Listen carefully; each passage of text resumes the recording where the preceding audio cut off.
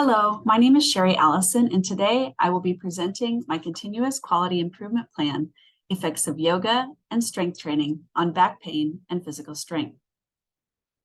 Today, I will be talking about my personal aim and the evidence that supports it, the benchmarking research I found in the benchmarking process, the PDSA cycles and what happened in each cycle, the results of my study, as well as what I learned throughout the process in my self-reflection section at the end. My aim for this project was to increase physical strength and reduce neck and low back pain by engaging in 15 minutes of strength training and 15 minutes of yoga per day from March 11th through April 1st. The evidence that I needed improvement came from the fact that I was experiencing increased neck and back pain from an increased sedentary lifestyle. I went from working 40 hours a week on the floor to a triage phone nursing position sitting most of my day. I also was increasing my hours at the desk as I was studying in my spare time. So these two things, coupled with the fact that these long hours of sitting and less physical activity resulted in less physical strength, evidenced by poor posture and fatigue, putting more strain on my muscles. Benchmarking is a process that is used in CQI planning to find evidence from research to compare the best practices and processes in order to help with creating a plan. In my research, I found that yoga reduces chronic back pain, increases strength in older adults, and women who completed biweekly resistance training experienced 42% improved body pain, 58% increase in balance, 83% increase in curl-up strength, and 67% increase in static back endurance, contributing to better posture. Based on the research, I concluded that combining yoga and strength training should help reduce low back and neck pain and increase physical strength. I used the Plan, Do, Study Out method for my project. This PDSA model is useful in continuous quality improvement as cycles can be repeated to enhance the process further.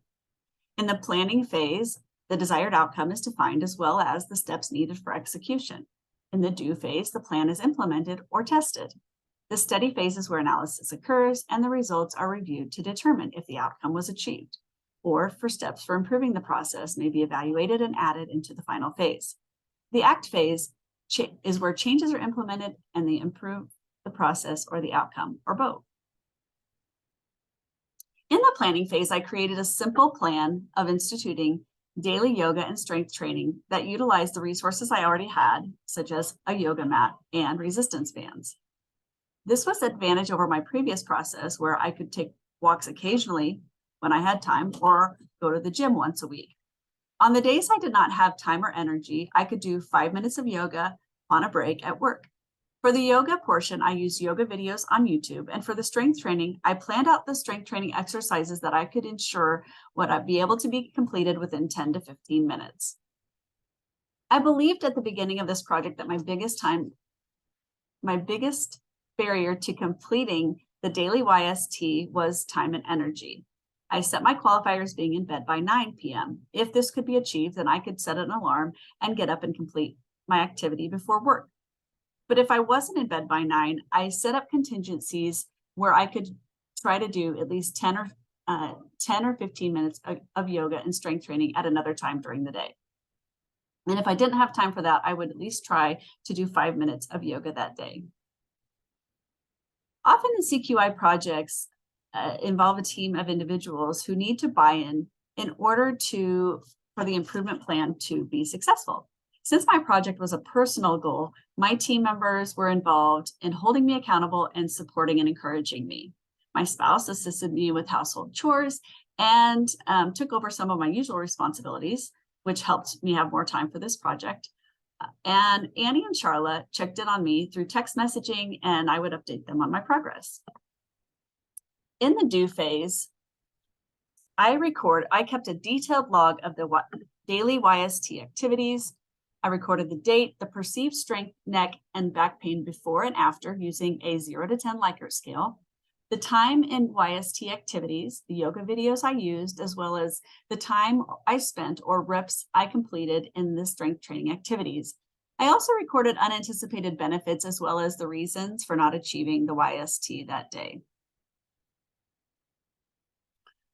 In the first PDSA cycle, I felt so good after the YST activities that I became less concerned with my 9 p.m. bedtime and was more motivated to work out. I also learned that completing these activities before work helped me wake up, have better posture, confidence, and better mental focus. So my aim shifted to completing YST upon waking. In the second PDSA cycle, I set a timer at the beginning of the workout so that I could complete these exercises before work and not be late. I also added more strength training because I was enjoying the increased feelings of physical strength that I was experiencing. In the first and second PDSA cycles, I would check with Annie and Charla every few days to let them know how I was doing. However, in the third and final week, I consistently texted them after each YST activity, letting them know the time spent and any gains that I was experiencing. This provided immediate accountability and encouragement. I also found that recording yoga and weight training as separate entities on my Fitbit was time consuming and redundant because I was already recording them on my daily log. So therefore, in my third and final cycle, I just recorded them as workout on my Fitbit. As you can see here from the data, the Y equals the time spent in yoga and the ST equals time spent in strength training. So after the first PDSA cycle, the total time for the week increased from 117 minutes to 138 minutes. And after the second PDSA cycle, the total time for the week increased from 138 to 184 minutes per week. This table shows the average number of reps or time spent in each strength training exercise I performed. As you can see, the number of strength training sessions increased from 3 to 5 after the first PDSA cycle, and it increased again from 5 to 6 after the second PDSA cycle. And these little caveats here with the 2.3 was because I was averaging these. This is average number of times, and I normally did 3 sets of 10 reps on the lat pull downs and the rowers. However, there was one session where I was only able to do 1 rep of each. So that changed that number and skewed it a little bit. Okay, so looking at the results, my perceived physical strength before and after YST on this run chart, the lighter green color is reflects my perceived physical strength before, and the darker green color is my perceived physical strength after YST. This demonstrates the slow and steady increase in my perceived physical strength, which correlates with the increasing number of strength training sessions that I completed, as discussed on the previous slide. This proves that my outcome of increasing perceived physical strength through daily YST activity was achieved. In this run chart, the red color depicts my neck pain before, and the orange color reflects my neck pain rating after YST activities. While there were episodic increases in neck pain from time to time from sleeping wrong, you can see that there was consistent decrease in the baseline pain after each YST session. And on the final day, I experienced 0 neck pain before initiating YST. In this run chart, the dark blue color depicts my low back pain rating before, and the lighter aqua turquoise color reflects my low back pain rating after YST activities. It is important to note that when I finished 3 weeks of YST activities, both my neck and my low back pain were 0 before even beginning that final YST session, which were significant improvements in my neck and low back pain numbers recorded at the beginning of this project. This proves that my outcomes of reducing neck and lower back pain through daily YST activity were achieved. My team was incredibly encouraging and supportive throughout the process. The outcomes of reduced neck pain and low back pain and increased perceived physical strength were achieved with the CQI project.